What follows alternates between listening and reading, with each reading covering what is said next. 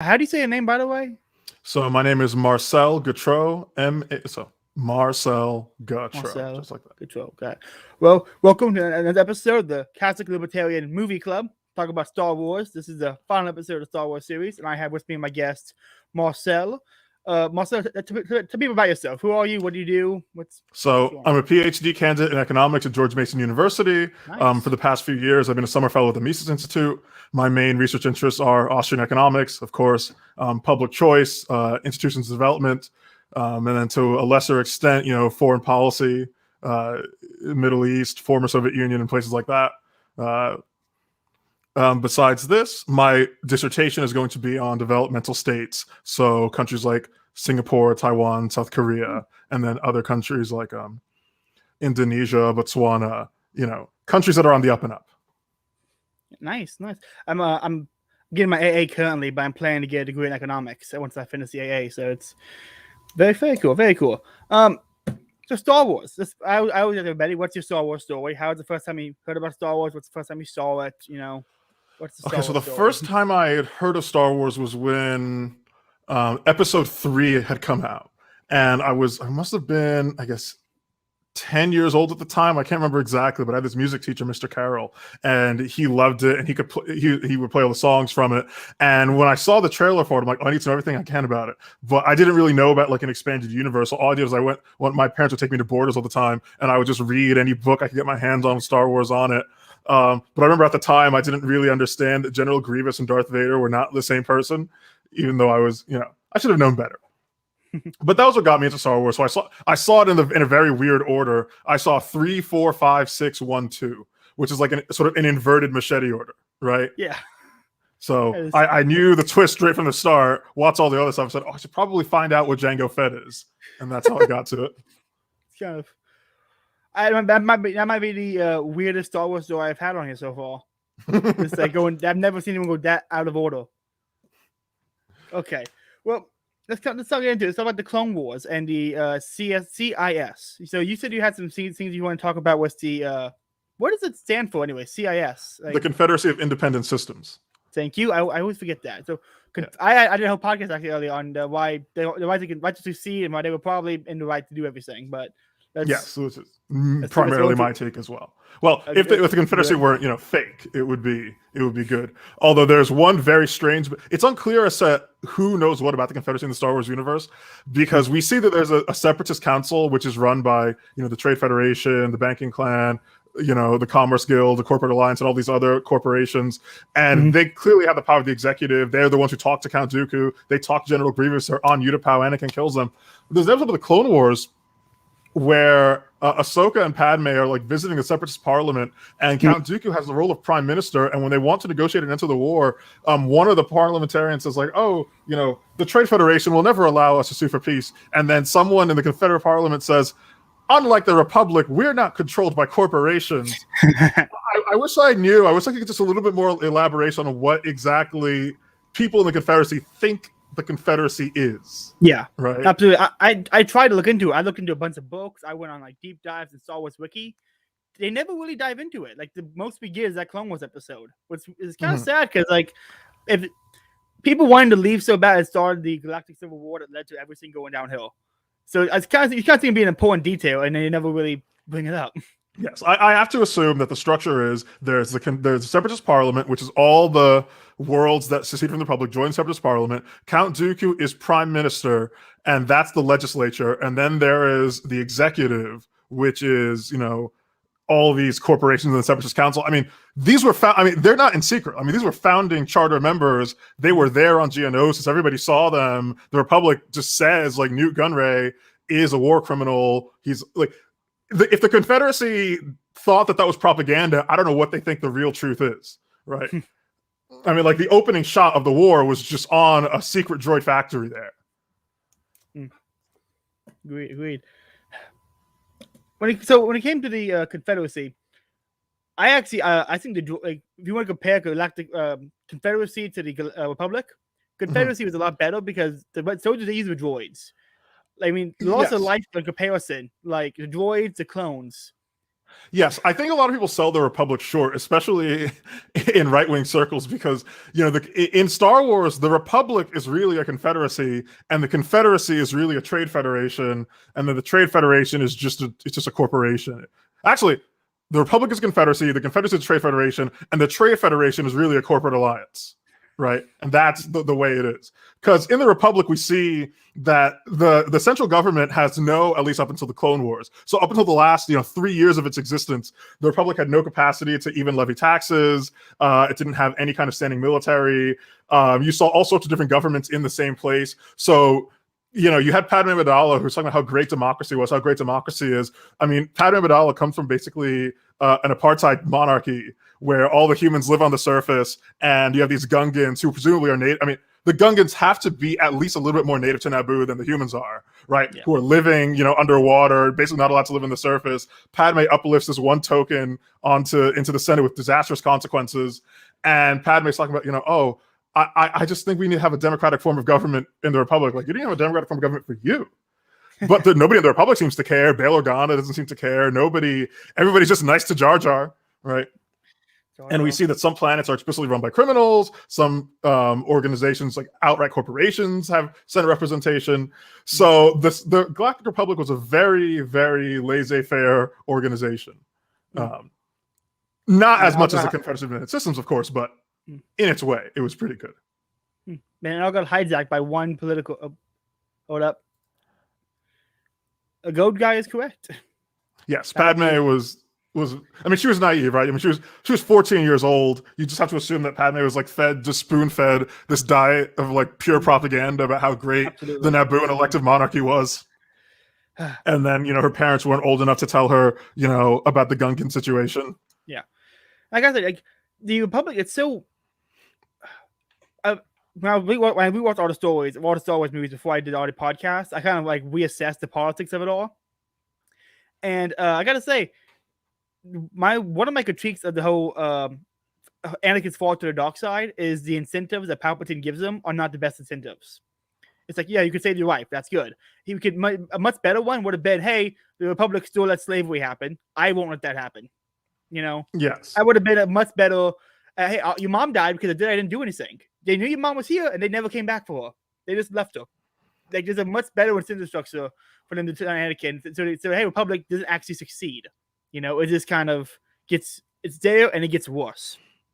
And instead of this, George Lucas, as Scott Holt on talk about, and George Lucas was apparently originally was gonna be this is a Civil War or some of the Vietnam War, and then he's like, oh, that's too politicized, so we unpoliticize it, and then we politicize it was only showing the good guys and bad guys. Very simple, and it kind of you get all over the place. Was it well, who's the good guys and the bad guys? Because it's you have 3 layers, the kid layer, the layer he wanted, and then the actual layer it ended up being. Yeah. Although, so obviously we as the viewers know why, but if Palpatine were to make too much of a big deal about it, a question Anakin could easily ask is, Palpatine, we have been, you've been watching my career with great interest since Naboo. Up until my mom died, I've been talking to you this whole time. You could have paid to spring my mom out. Now, we know why Palpatine didn't spring Anakin's mom, but Anakin could just I feel like Palpatine's been worried about bringing it up too much, right? Actually, we even see in the Plagueis novel that part of the reason that there's even a whole podcasting business on Naboo is also Palpatine's fault. So Palpatine has business contacts in Naboo, and if Anakin were to think even just a little bit too hard about the businesses he's seen around not on Naboo, on Tatooine rather. If Anakin were to think a little bit about some of the things he's seen on Tatooine is who funded this? Oh right, Damask Holdings.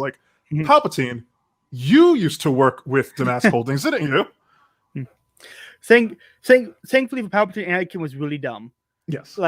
And I think that was who was it? There's a guy who wrote a book about Star Wars. But he was the best starring pilot in the galaxy. Yes. He was a cunning warrior.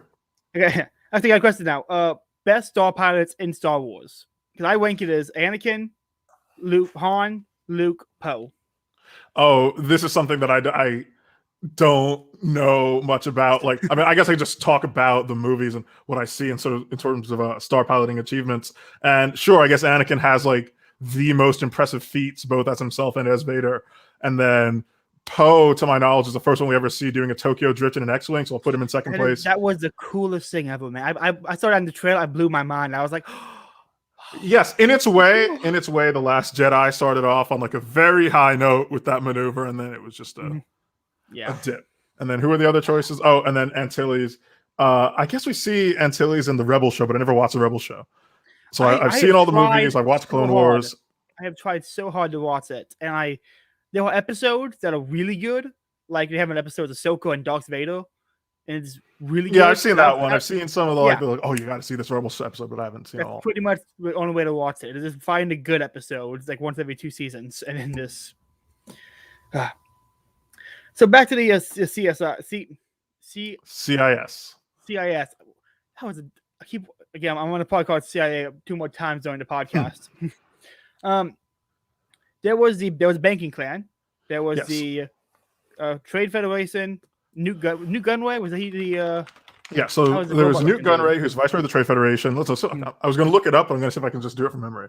So it's Newt Gunray, vice president of the Trade Federation. There's Poggle the Lesser, who is Poggle the Lesser is Archduke of something, not of Geonosis, but of, I think, Bactoid Combat Automata. There's Shu Mai, the chairman of the Commerce Guild. There's San Hill, chairman of the Intergalactic Banking Clan.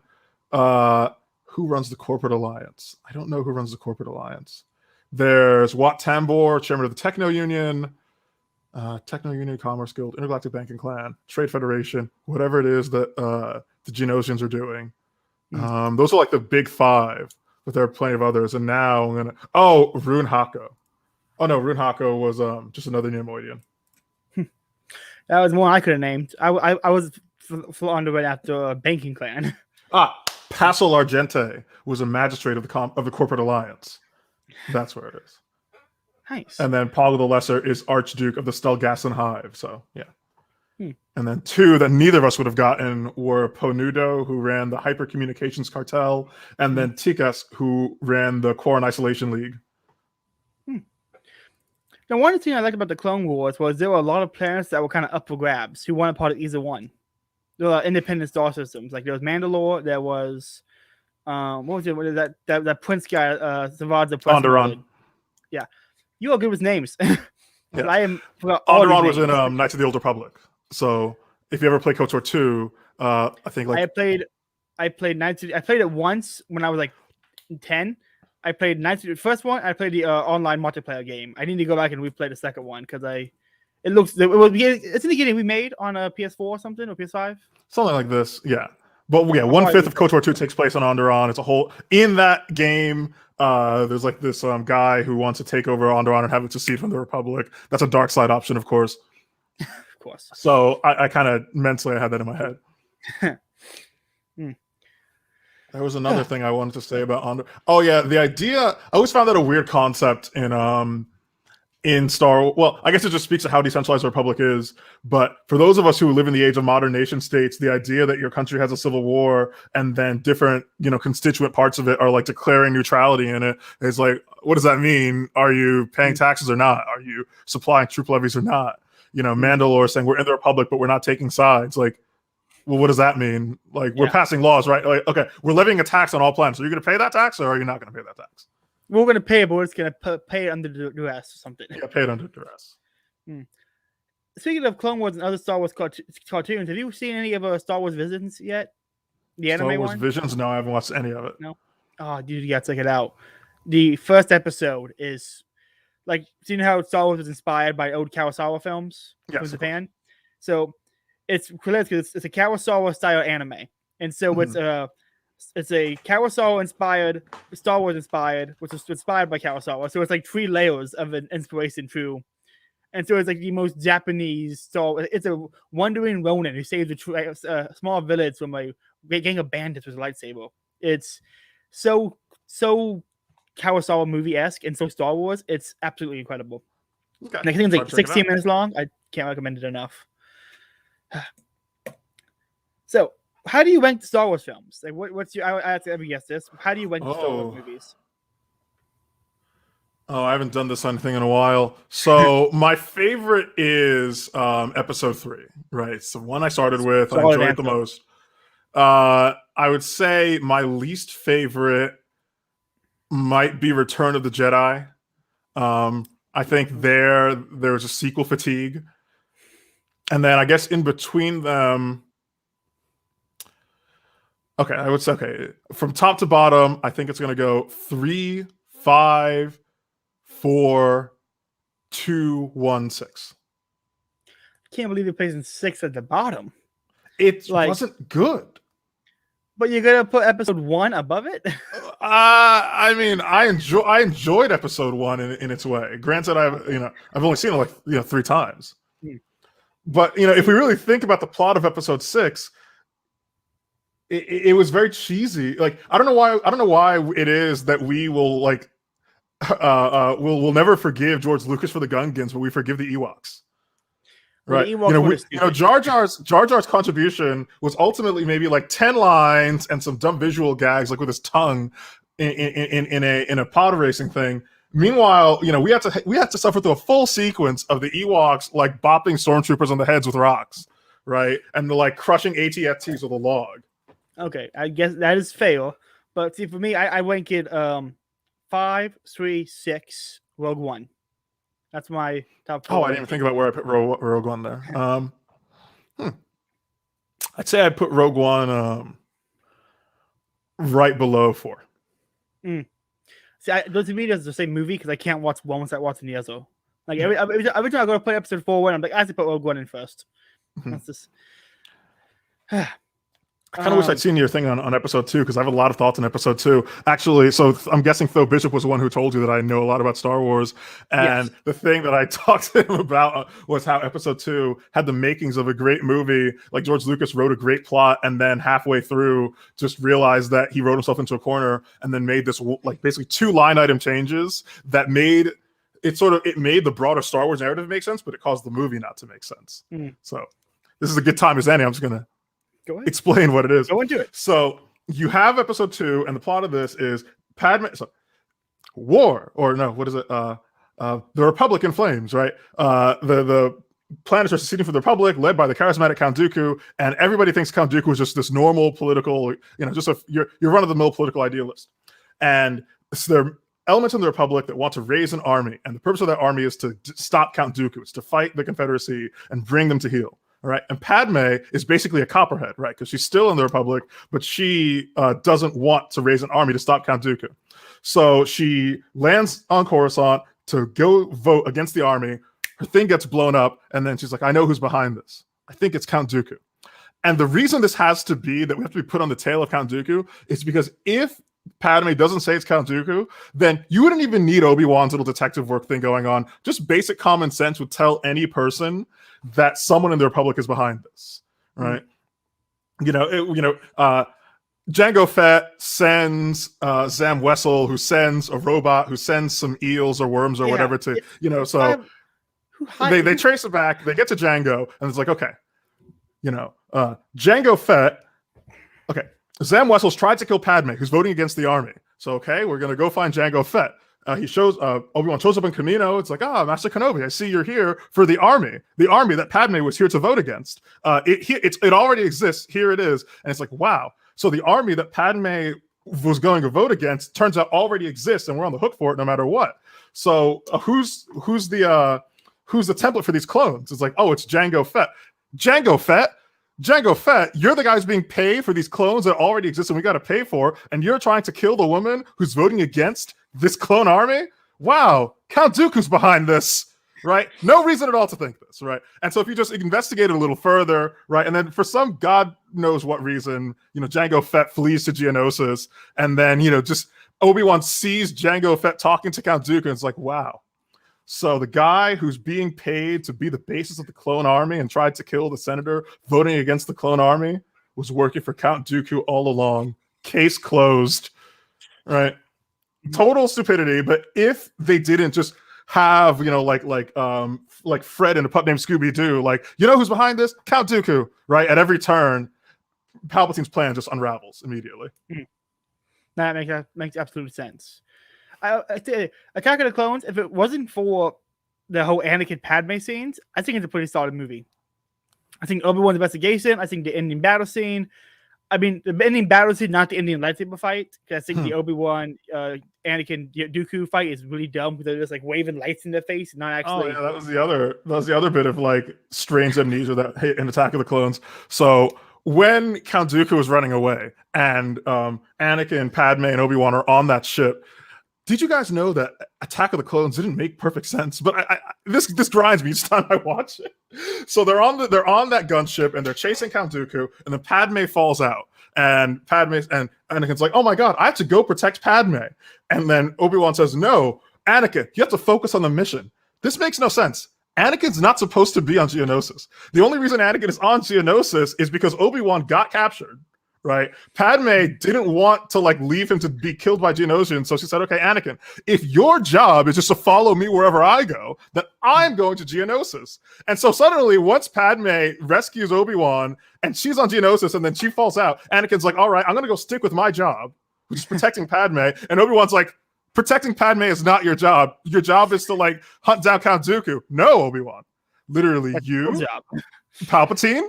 The Jedi Council, literally every authority figure in the Republic has told me that, in fact, my job, in the clearest of terms, is not to hunt down Count Dooku. Obi-Wan Kenobi was so dumb in that movie. All the other ones, he's like a great character, and he's small, and he's really cool. But in Clone Wars, it's just like, first of all, the fact that the Republic still used the clone army, you have to like all the red flags right there. No. What happens, like, there's an imp called George Lucas sort of sitting on his shoulder, whispering things into his ear to make, like, listen, Obi-Wan, the plot needs to go a certain way here, so you got to do something that's really dumb right now. I meant how good these movies would have been if George Lucas like had if he only stuck to the good ideas. Like, he has so many good ideas, and he's his own worst enemy. He undercuts himself every chance he gets. It's like he doesn't want to succeed. Episode 1 was George Lucas's pure, unfiltered vision. That's what everybody needs to understand. You know, episodes 4, 5, like 4 was kind of his vision, but he had like 2 other writers. 5 and 6, who was it? Universal at the time? I can't say for sure, but whoever they were, they had like had their eye on it because, you know, just great product. But then when Phantom Menace came out, it was like George just said, "I want total creative control." And it's like, "Awesome, George. I guess if we have to do it, we have to do that. What do you want a movie to be about?" And he's like, "Tax disputes. Tax disputes in the outlying systems." So just do it. Yeah, do it. See, I enjoyed it. I mean, it was better world building than anything else had, right? You know, we didn't actually. Most of what we think of in the Star Wars world did not come from the original trilogy. It was either, you know, a few throwaway lines in 4, 5, and 6, which barely gave us anything, or expanded universe stuff, you know, and just any random guys. Like, I have a Star Wars idea. Like Coruscant wasn't George Lucas's idea. Coruscant just appeared in one book. It's like, oh yeah, the capital of the Empire, it's a planet, and the whole planet is a city, and it's called Coruscant. And then episode 1, George Lucas was like, "That's perfect. Yes, that's canon now." And so that was all we had. And then George Lucas says, "Okay, fine. You want world building? Here's world building, right?" An hour of just talking about, you know, okay, here's a Senate, here's a chancellor, here's a bunch of senators. They all come from this world. And in that movie, we saw senators, and like a bunch of senators got like one line, so we could see the personalities, right? Like this guy's Orn Free Taa. He's fat and he has like Twilight you know how Jabba the Hutt was fat and he had Twilight prostitutes? Well, the literal senator from wherever this Twi'leks come from, he's also fat and he also has Twilight prostitutes. So if anybody was wondering, yes, the entire race is just pimps and whores. That's the Twi'leks. George Lucas gave that to us. When do we leave? What planet do Twi'leks come from? Ryloth. Do you think isn't Ryloth the slave planet they go to in the Clone Wars series? No, that's what one is it? It's I gotta look it up now. Hold on. It's gonna bug me. Tell me. Zygeria. I just entered and click it. I had the wrong wiki page. The audience is gonna like look at this timestamp and like, wow, look at how excited Marcel is to be right about what planet it is. Let's see here. Star Wars. Where is the planet? Yep. Zygeria. Yeah, you got it Yeah, right. they all had these Russian accents, I remember, or I think they were Russian accents. And the whole thing was like they lived in pyramids because slaves built the pyramids. And, they had like electro whips, and those electro whips could stop lightsabers. That was. No, this is a question I asked almost everyone I had on podcast. Do you think if George Lucas wrote episode 7, 8, and 9, they would have been better than what we got? Oh, certainly. George Lucas would have at least had a plot in mind. Well, I'm pretty sure it came out that nobody had like episode 7, 8, 9. Each time they only wrote just out to one movie, and they were just leaving it for the next guy. There are a lot of ways that even with what we had in episode 7, how even if episode 7 is taken as it is, and then you just said, okay, here are like the important plot lines in 8 and 9. It's like, so Palpatine is the clone, or Snoke is whatever. Rey is Palpatine's granddaughter, and Palpatine's still alive, and this, that, or the other. There's still a plot to be made there.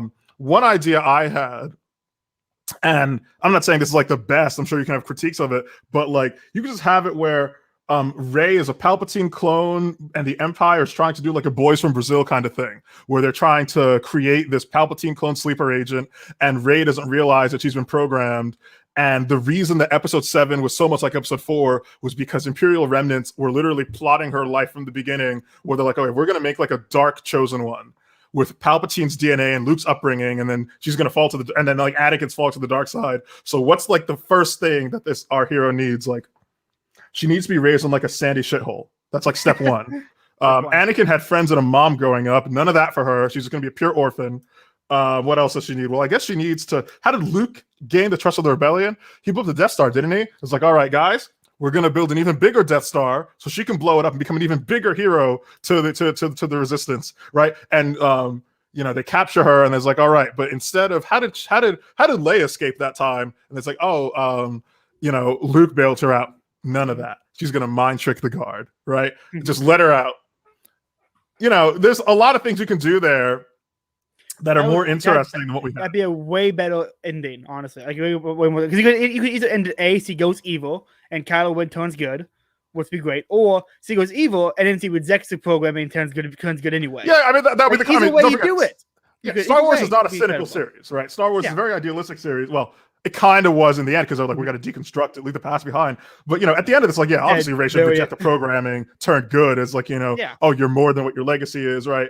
Because hell, look, you're deconstructing Star Wars, right? The first 2 trilogies were like, everybody has a destiny, and you are what you're made to be. And Anakin had this moment of choice, but turns out that like Anakin had a destiny, but he had like a super secret double destiny to be the chosen one. And then Rey is like, okay, now Rey, your destiny though is like to be Palpatine's like double Manchurian candidate in the Resistance. And then Rey is like, I'm rejecting the premise of Star Wars, right? The premise of Star Wars is that being a Jedi comes through the blood, and I'm a Jedi like my father before me. It's like, well, if Anakin's a Jedi, if Luke is a Jedi like his father before him, then Rey, you're going to be a Sith. And then Rey's like, no, I'm deconstructing the narrative. I can be whatever.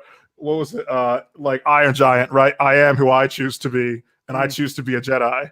Fuck. Well, see, way better than whatever it was we got. Oh yeah, or the quote from I reject your reality and substitute my own. What's this from? I think I don't know what it's from. But I got it from Essay or Words, because that's the only thing I watched. Sadly, we're running out of time. Normally, I try to give them more time for it, but today's been very hectic and all over the place. That's fine. Happy to be on and spend 25 minutes talking about Star Wars.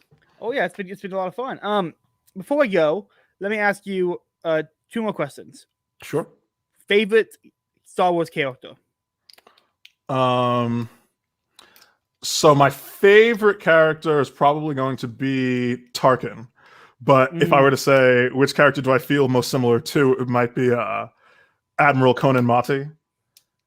Don't try to frighten us with your sorcerer's ways, Lord Vader. Your sad devotion to that ancient religion has not helped you conjure up the stolen data cave, or given you clairvoyance enough to find the rebels' hidden fortress.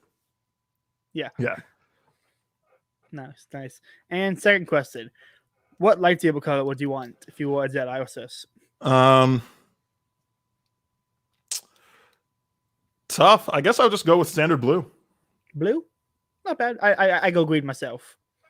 More, because I think my favorite fictional character of all time is Luke Skywalker. Like if I went fictional characters, Luke Skywalker is right up there. Which is why I can't hate Episode 6 because it is the completion of Luke Skywalker's story. And then the 7, 8, and 9 ruined his character arc, and I get so mad about that, man. They took the best character, and in my opinion, they ruined the story arc. Yes. Well, they ruined it without explanation. It is really the thing that they didn't even, like Luke Skywalker just fell to pieces over like a bad day.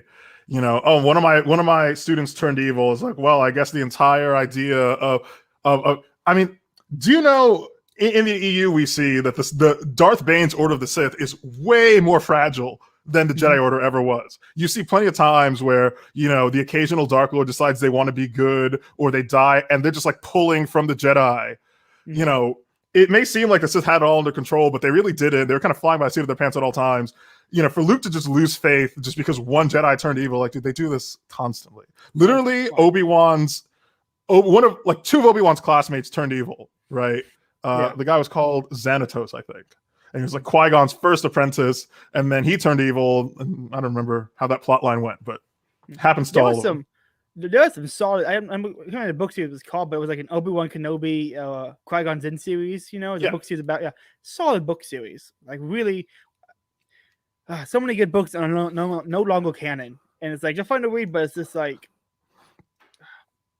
maybe that's the reason Luke was so easily disappointed by the Jedi, was because he just had Obi-Wan teaching him, and Obi-Wan has like a really stunted view of what Jedi are like, because he was, shunted into knighthood pretty early, and Obi-Wan's idea, like, he had Anakin Skywalker, and that's just going to make your development abnormal. So when Obi-Wan was like, okay, Luke, here's what the Jedi are like. But then again, Obi-Wan could only tell Luke like maybe like 10 sentences about what Jedi are like. It's like, is your father's lightsaber? Peace and justice in the Old Republic. And then, they were on the ship. He's like, they use the Force, and then he died. Run, Luke, run. So maybe not. There's no excuse. Oh, just Yoda. No. Obi-Wan and Yoda were his only two contact with Jedi, so he had no idea that actually the Jedi are these things just happen. Right? Turnover rate 5%. When the Obi-Wan Kenobi show comes out with Ewan McGregor, it's gonna be good. I can feel it in my bones. It's gonna be. I hope so. I wish I could share your enthusiasm, but I've come to believe that Disney doesn't want to give me good things. With the success of Mandalorian and having one of my favorite episodes, having the same director for that series, that's where my confidence is. Because like Dave Filoni is like Kevin, what's her name? Kathleen Kennedy is not involved, and Dave Filoni is more involved than she is, and that's where my face is to Dave Filoni, not Dave Filoni, Jon Favreau. You ever watch a YouTuber called Overlord DVD? I've not. Okay, so I think he calls himself also Almighty Doomcock, but he used to basically be like QAnon for Lucasfilm. Like he was basically, his channel is what I imagine politics will be like in Ancapistan, because he was just talking about like, Dave Filoni has like secret indictments, and like Kathleen Kennedy's on the way out, and there's like a corporate coup d'etat being planned to. Right. What's his name? Overlord DVD. You'll see him. He has like this silver mask. And when I first watched his things, like, months ago, he was saying like, they're going to make the sequels not canon. Ahsoka's going to use the world between the Force, and she's going to kill Palpatine as soon as he steps out and Return of the Jedi and stop all. I was like, wow, that sounds really cool. And then I watched it. Wait a minute. This is QAnon. You're hitting me with secret indictments and, white hats and black hats, but not in the U.S. government, but in Lucasfilm itself. Like, there's two factions inside Lucasfilm. And they're gonna liberate Star Wars and destroy the wokeness. I'm like, wow. I'm gonna get so high tonight. I'm gonna watch it all. That's my plan tonight now. What, to watch Overlord DVDs like Q posting? Yeah, do it. That's my Twitter tonight's gonna be amazing. I'm gonna live tweet the whole thing. Oh, this is gonna be fun. Yeah, and he would do it every week. Like, I have a source inside Lucasfilm, and he tells me that people are seething at Kathleen Kennedy, that Gina Carano hasn't actually been fired, but that Dave Filoni and Jon Favreau have her on retainer, and that's why she's getting the Emmy Awards, and she'll be back in the next season once Kathleen Kennedy is replaced. It's like, wow, stop. It's QAnon. Stop. It's QAnon. Go cut some grass. But when there's no government, right? When it's Ancapistan, that's what it's going to be. We're just going to be conspiracy theorizing about like just corporate internal business. We're still going to be bitching about Cato versus Mises every single day. We're going to be like, I have a leak inside Cato. When it's bring back the government. Yeah, David Bowe's days are numbered. Oh, it's good. I can't. Fingers crossed, man. I can't wait. Well, Marcel has been great. Where can people find you at? You can find me on Twitter at Anarchy in Black. That's the main. I said it's the only place. If you're watching me here, you just go on Twitter at Anarchy in Black. One word. Anarchy in Black. Got it. Well, guys, another episode of the Catholic Libertarian Movie Club. May the force be with you. Oh crap! I didn't have my intro. Here it is. I didn't have I didn't have the extra. May the force be with your spirit. May the force. There you go.